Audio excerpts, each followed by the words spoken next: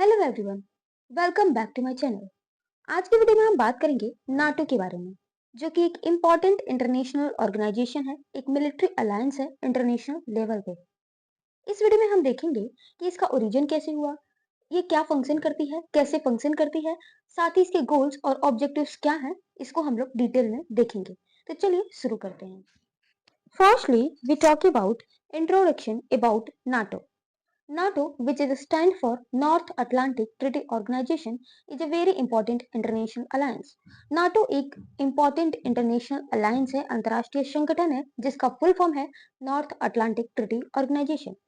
ये एक मिलिट्री और पॉलिटिकल ऑर्गेनाइजेशन है जो कि बना है नॉर्थ अमेरिका कॉन्टिनेंट और यूरोप कॉन्टिनेंट के कंट्रीज इसके मेंबर कंट्री हैं। ये वर्ल्ड मैप है, ये नॉर्थ अमेरिका कॉन्टिनेंट है जिसके ये कंट्री हैं अमेरिका और कनाडा, यानी कि यूएसए एंड कनाडा। और ये यूरोप कॉन्टिनेंट है जो कि छोटे छोटे जिसके कंट्रीज हैं वो नाटो के मेंबर कंट्री हैं। तो ये जो ब्लू में आपको दिख रहे हैं ये सारे नाटो के मेंबर कंट्री हैं। Now let's talk about formation means how and why was NATO created. Means NATO कैसे और क्यों क्रिएट किया गया इसे समझते हैं। So NATO was formed on April 4 1949। NATO को फॉर्म किया गया 4 अप्रैल 1949 को when 12 countries signed on the north Atlantic treaty in Washington DC. जब 12 कंट्रीज ने नॉर्थ अटलांटिक ट्रीटी पे साइन किया वॉशिंगटन डीसी में, तब जाके नाटो को फॉर्म किया गया। दीज इनिशियल मेंबर आर, ये जो 12 कंट्री हैं वो फाउंडिंग मेंबर कंट्री हैं नाटो के। तो नॉर्थ अमेरिका कॉन्टिनेंट के दो मेजर जो कंट्री हैं यूनाइटेड स्टेट एंड कनाडा, ये नाटो के फाउंडिंग मेंबर कंट्री हैं। जबकि वेस्टर्न यूरोप के जो मेंबर कंट्री फाउंडिंग मेंबर हैं वो है Belgium, Denmark, France, Iceland, Italy, Luxembourg, Netherland, Norway, Portugal and last is United Kingdom. ये सारे 12 कंट्री हैं जो कि नाटो के फाउंडिंग मेंबर कंट्री हैं। Currently, it has 32 member country from Europe and North America, and headquarter of NATO is in Brussels, Belgium. जो NATO का headquarter है वो बेल्जियम के ब्रुसेल्स में है और इस टाइम नाटो के 32 मेंबर कंट्री हैं यूरोप और नॉर्थ अमेरिका कॉन्टिनेंट से। अब हम लोग देखते हैं कि why was NATO created, means NATO को क्यों क्रिएट किया गया। तो इसका जो नाटो को क्रिएट करने का प्राइम रीजन था वो था कोल्ड वॉर के समय फियर और टेंशन का बढ़ना। जो सोवियत यूनियन थी वो अपना एक्सपेंशन करते ही जा रही थी, मीन्स मोस्टली जो ईस्टर्न कंट्रीज थे यूरोप कंटिनेंट के, उनको अपने आइडियोलॉजी के अकॉर्डिंग चेंज कर चुकी थी, जिस टेंशन के कारण, जिस फियर के कारण नाटो को क्रिएट किया गया। After world war Second, the Soviet Union, that is Union of Soviet Socialist Republic, had established communist governments in Eastern European countries. World war second के बाद जो सोवियत यूनियन थी उसने ईस्टर्न यूरोपियन कंट्रीज में Soviet मतलब कि communist government को establish किया, मीन्स अपनी आइडियोलॉजी के अकॉर्डिंग ईस्टर्न यूरोपियन कंट्रीज को इन्फ्लुएंस किया कि वो भी उसके अकॉर्डिंग ही गवर्नमेंट को स्टैब्लिश करें। इसी एक्सपेंशन को रोकने के लिए, इसी एक्सपेंशन के फियर के कारण जो है नाटो को स्टैब्लिश किया गया। Western European Nations and United states were deeply concerned about potential Soviet expansionism into Western Europe. जो वेस्टर्न यूरोपियन नेशन थे और यूनाइटेड स्टेट ऑफ अमेरिका था, वो बहुत ही ज्यादा चिंतित हो गए इस बात से, मीन सोवियत यूनियन मतलब कि सोवियत यूनियन का विस्तार हो रहा था, उसकी आइडियोलॉजी का वेस्टर्न यूरोप में भी विस्तार ना हो जाए, इस टेंशन के कारण, इस फियर के कारण ही नाटो को स्टैब्लिश किया गया। NATO was created for a few की रीजन। इसके अलावा ये प्राइमरी रीजन होने के साथ साथ और भी कुछ कारण हैं जो कि नाटो को स्टैब्लिश करने में मदद की है। उनको हम लोग एक एक करके देखते हैं, जिसमें से पहला और प्राइमरी रीजन है deter Soviet aggression, to provide a strong united front against any potential military attack or political pressure from Soviet Union. Means जो सोवियत एग्रेशन था, जो सोवियत अटैक होने का पोटेंशियल था, खतरा था, उससे डिटर करना एक पर्पस था, एक कारण था नाटो के क्रिएशन का। मीन्स एक स्ट्रॉन्ग और यूनाइटेड जो है फ्रंट तैयार करना, जो भी सोवियत यूनियन की तरफ से पॉलिटिकल प्रेशर आ रहे हैं, मिलिट्री अटैक होगा, तो उसके लिए एक स्ट्रॉन्ग यूनिटी बना करके रखने के लिए नाटो को स्टैब्लिश किया गया। अगला कारण है encourage European political integration, to foster closer ties and cooperation among Western European nations, both economically and politically, to build a more stable and prosperous continent. ये भी एक मेजर कारण था, मेजर रीज़न था नाटो को एस्टेब्लिश करने का कि जो वेस्टर्न यूरोपियन नेशंस हैं, वेस्टर्न यूरोपियन कंट्रीज़ हैं, उनको उनके बीच कोऑपरेशन को एस्टेब्लिश करना, उनको एक-दूसरे से की मदद करने के लिए प्रमोट करना, वो इकोनॉमिकली और पॉलिटिकली वो एक स्टेबल कोऑपरेशन में आ सके, एक-दूसरे की मदद कर सके, ताकि यूरोपियन कॉन्टिनेंट एक प्रॉस्परस कॉन्टिनेंट बन सके। अगला है keep the Americans in. Means जो अमेरिका थी उसको मतलब कि यूरोपियन कंट्रीज के साथ रहने के लिए जुड़ने जुड़े रहने के लिए नाटो को एस्टेब्लिश किया। The European nations wanted to ensure that United State would remain committed to European security and not return to its pre world war second isolationist policy. जो यूरोपियन नेशन थे वो चाहते थे कि जो जो यूनाइटेड स्टेट है वो European security means European countries की सिक्योरिटी के लिए हमेशा कमिटेड रहे, हमेशा एक्टिव रहे। इट मीन्स यूरोपियन कंट्रीज की सिक्योरिटी मतलब कि उनकी हमेशा मदद करे, ना कि वो वर्ल्ड वॉर सेकेंड के पहले की जिस सिचुएशन में वो था मीन्स आइसोलेशन पॉलिसी को अपनाता था, वहां वो फिर से ना जाए, वो इंटरनेशनल लेवल पे एक इम्पोर्टेंट रोल प्ले करे। इस पर्पज के साथ भी नाटो को स्टैब्लिश किया गया। अब हम लोग देखते हैं functions and objectives of NATO. NATO's functions and objectives have evolved over time, but its core purpose remains ensuring the security and freedom of its members. जो नाटो का फंक्शन है, नाटो का जो ऑब्जेक्टिव है, वो उसके फॉर्मेशन से लेकर के अब तक हमेशा चेंज होता रहा है। लेकिन नाटो को एस्टेब्लिश करने का जो मेन पर्पस था, जो कोर पर्पस था, वो ये था कि जो मेंबर कंट्रीज हैं, उनकी सिक्योरिटी और फ्रीडम को मेंटेन रखना, इंश्योर करना ही नाटो का मेन ऑब्जेक्टिव था। So currently NATO defines it work around three core task. NATO ने इस टाइम खुद के वर्क को, खुद के ऑब्जेक्टिव्स को थ्री कोर टास्क में बताया है, डिफाइन किया है, जिसमें से पहला है deterrence and defense. Deterrence means maintaining strong military capabilities and unity to discourage any potential aggressor from attacking a NATO member in the first place. Means deterrence के अंतर्गत नाटो का ये पर्पस है कि वो अपनी मिलिट्री कैपेबिलिटी को एक स्ट्रांग मिलिट्री को मेंटेन रखे, और जो भी यूनिटी और स्ट्रांग मिलिट्री को मेंटेन करके कोई भी ऐसा पोटेंशियल एग्रेसर जो कि नाटो के मेंबर की तरफ अटैक करने का सोच रहा है, उसे डिटर करना, उसे डराना, प्रिवेंट करना ही नाटो का फर्स्ट और इम्पोर्टेंट ऑब्जेक्टिव है। This includes conventional forces, missile defence and nuclear capability. Military defence में, मिलिट्री स्ट्रांग मिलिट्री में डिटरेंस के अंतर्गत कन्वेंशनल फोर्सेस रखे जाते हैं, missile defence and nuclear capability means जो नाटो कंट्रीज हैं वो न्यूक्लियर वेपन भी उनके पास है। सो डिटरेंस के थ्रू जो है वो अपने मेंबर कंट्री के सिक्योरिटी को इंश्योर करना चाहते हैं, जो कि इनका एक ऑब्जेक्टिव हो, और इन्हीं ऑब्जेक्टिव के अनुसार ही वो अपने फंक्शन को करते हैं। कलेक्टिव डिफेंस में देखा जाए तो article 5 of NATO charter, this is the heart of NATO treaty. NATO treaty का ये हार्ट है। नाटो को इसी के लिए एस्टेब्लिश किया गया कि कलेक्टिवली जो इसके मेंबर कंट्री हैं वो खुद के सिक्योरिटी को इंश्योर कर सकें, कलेक्टिवली आकर के एक दूसरे को साथ कोऑपरेशन को एस्टेब्लिश करके। आर्टिकल 5 जो है वो ये कहता है, it states that N armed attack against one और मोर नाटो मेंबर इन यूरोप और north America shall be consider an attack against all of them. Article 5 कहता है, आर्टिकल 5 के अनुसार ये है कि यदि कोई आर्म्ड अटैक होगा किसी एक नाटो मेंबर के या फिर एक से अधिक नाटो मेंबर के अगेंस्ट यूरोप में या फिर नॉर्थ अमेरिका कंटिनेंट में, तो ये कंसीडर किया जाएगा कि ये अटैक नाटो के सारे मेंबर के अगेंस्ट हुआ है। If such an attack occur, यदि ऐसा अटैक होता है, each member will assist the attacked ally including with armed forces if necessary to restore and maintain the security of North Atlantic area। यदि ऐसा attack होता है तो जो सारे मेंबर हैं वो जो अलायंस है उसको असिस्ट करेंगे, उसकी मदद करेंगे, जो अलायंस है, नाटो अलायंस है, और ये रिस्टोर करना चाहेंगे जो नॉर्थ अटलांटिक एरिया है, वहाँ पे सिक्योरिटी को इंश्योर करना चाहेंगे, और सिक्योरिटी को इंश्योर रिस्टोर को मेंटेन करना चाहेंगे आर्म्ड फोर्स के थ्रू। एग्जाम्पल है इसका, after 9/11 terrorist attack on United state in 2001, NATO invoked Article 5 for the first and only time in its history, leading to collective action against terrorism। 9/11 के terrorist attack जो कि United state of America में हुआ था, twin tower पे 2001 में, तो NATO अपने आर्टिकल 5 के अकॉर्डिंग जो है पहली बार इसका यूज किया और कलेक्टिव एक्शन लिया टेररिज्म के अगेंस्ट। इसके साथ ही अभी हाल ही में जब रशिया ने यूक्रेन पे आक्रमण किया, तो उसमें भी नाटो ने आर्टिकल 5 के द्वारा जो है एक्शन लिया है। So collective defence most important objective है, गोल है नाटो का। अगला है crisis prevention and management. NATO aims to contribute to preventing and managing crises that could affect the security of its members. NATO का ये M ये भी है कि वे सारे क्राइसिस जो कि नाटो के मेंबर के सामने आते हैं उनको प्रिवेंट करना और मैनेज करना, ताकि इससे मेंबर कंट्री की सिक्योरिटी अफेक्ट ना हो। तो इसके this includes diplomatic efforts, that is engaging in dialogue and consultation to de-escalate tension. जो भी टेंशन अराइज होता है उसको कंसल्टेशन और डायलॉग के थ्रू जो है उसके उसको मेंटेन करने का काम, मीन्स डिप्लोमेटिक मेथड के थ्रू जो है कंसल्टेशन के थ्रू उस टेंशन को खत्म करने का, उस टेंशन को मैनेज करने का प्रयास किया जाता है। अगला है क्राइसिस रिस्पॉन्स ऑपरेशन।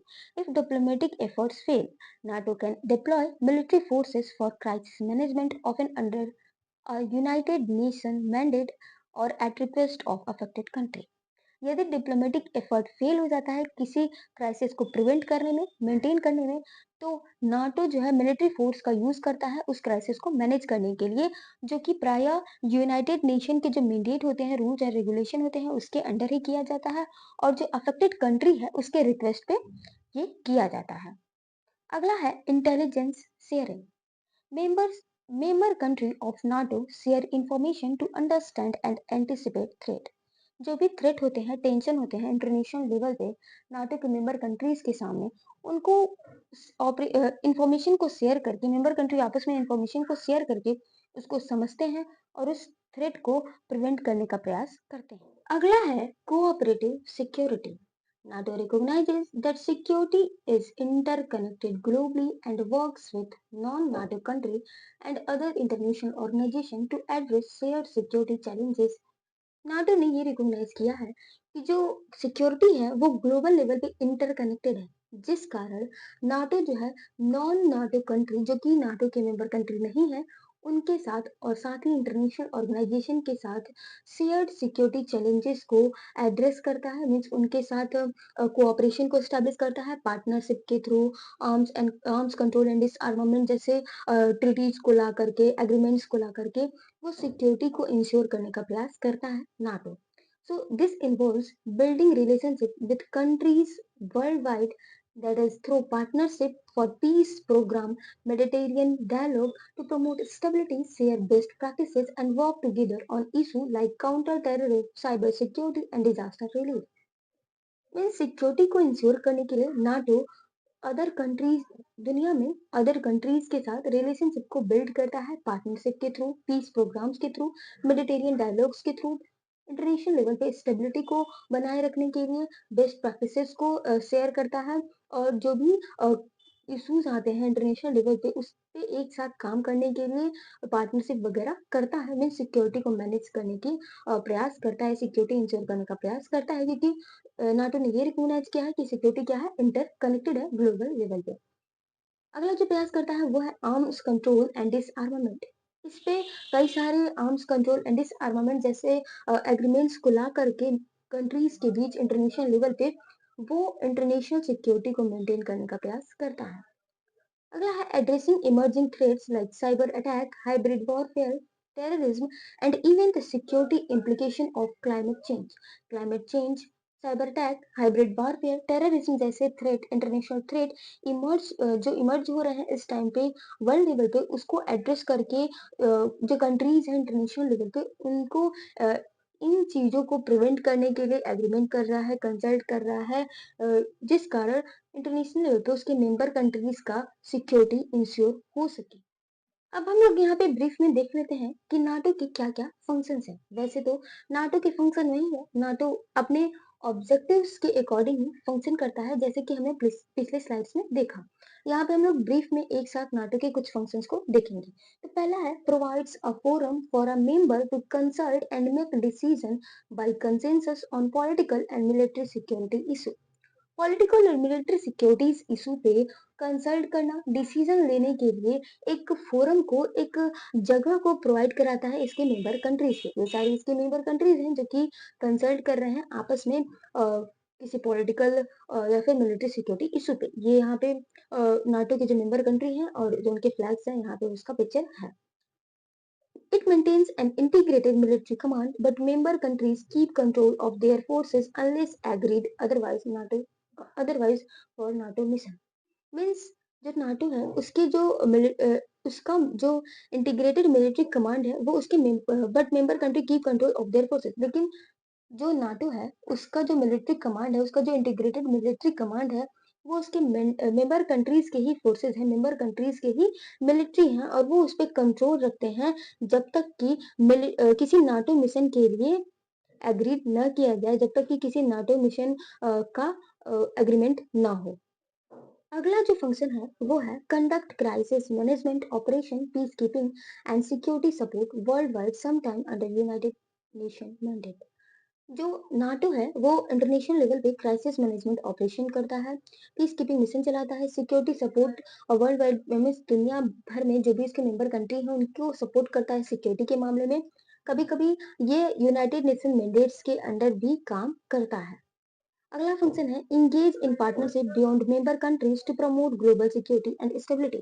जैसे कि हमने पिछले स्लाइड्स में देखा, इसके ऑब्जेक्टिव्स में वो था कि जो नाटो है वो इंटरनेशनल लेवल पे अदर कंट्री और इंटरनेशनल ऑर्गेनाइजेशन के साथ पार्टनरशिप करता है ताकि उसके मेंबर कंट्रीज में ग्लोबल लेवल पे सिक्योरिटी और स्टेबिलिटी बनी रहे उसके मेंबर कंट्रीज में। इस पर्पस के साथ नाटो अदर कंट्रीज और इंटरनेशनल ऑर्गेनाइजेशन के साथ पार्टनरशिप करता है, जो कि एक इसका फंक्शन है। ये नाटो का फ्लैग है, नाटो का ये फ्लैग है जो कि मैंने यहाँ पे उसका पिक्चर लिया हुआ है। अब हम लोग बात करते हैं कि how NATO works, means NATO कैसे काम करता है, इसको देखते हैं। तो पहला है कंसेंसस बेस्ड डिसीजन। नाटो के जो भी डिसीजन लिए जाते हैं वो कंसेंसस बेस्ड होते हैं। Means all decision in NATO are made by consensus, meaning all member countries must agree.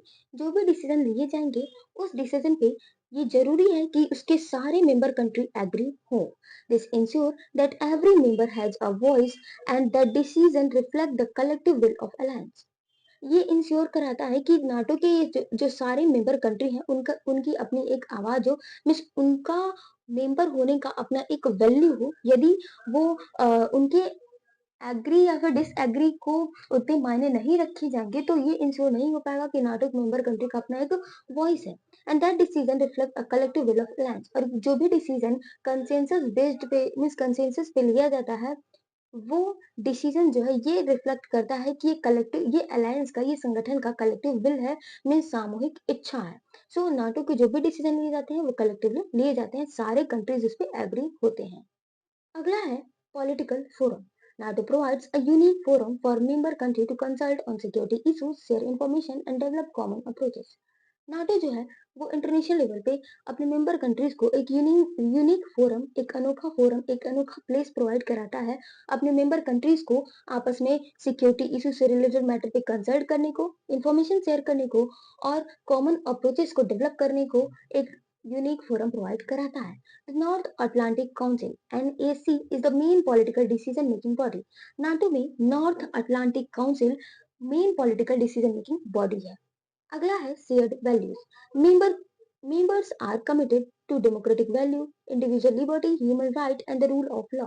जो नाटो के मेंबर कंट्री हैं वो democratic value, individual liberty, human right और रूल ऑफ लॉ के पीछे कमिटेड है। मीन्स वो अपने कंट्री में ये सारी चीजों को मेंटेन और इंश्योर करना चाहते हैं।